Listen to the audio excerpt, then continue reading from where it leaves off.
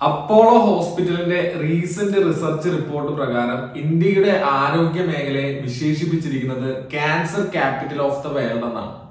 അതായത് അത്രമാത്രം cancer diseases നമ്മുടെ രാജ്യത്ത് വളർന്നുകൊണ്ടിരിക്കുകയാണ്. നമുക്ക് ചിന്തിക്കാവുന്നതിലും അപ്പുറമാണ് അത്. അതുപോലെ തന്നെ നോൺ കമ്മ്യൂണിക്കബിൾ ഡിസീസസും അതിന്റെ റേറ്റും വളരെ രീതിയിൽ ഇന്ത്യയിൽ ഉയർന്നുകൊണ്ടിരിക്കുകയാണ്.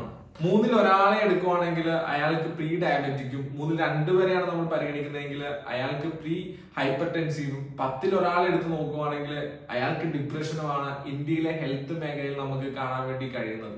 ക്രോണിക് കണ്ടീഷൻസ് ആയിട്ടുള്ള diabetic, cancer, cardio vascular diseases, hyper tension, mental health, അങ്ങനെ ഒത്തിരി കാര്യങ്ങൾ നമ്മുടെ നാട്ടിൽ ഇപ്പോൾ റെഗുലർ ആയിക്കൊണ്ടിരിക്കുകയാണ്. ഇത് കോമൺ ആയിട്ട് നമുക്ക് കാണാൻ വേണ്ടി പറ്റും. ഇത് നിങ്ങളെ പേടിപ്പിക്കാൻ പറയുന്ന കാര്യമൊന്നുമല്ല. ഇതാണ് ഇവിടുത്തെ റിയാലിറ്റി, ഇതാണ് ഇവിടുത്തെ ഫാക്ട്. അപ്പൊ നമ്മുടെ കയ്യിൽ ഒരു നല്ല ഹെൽത്ത്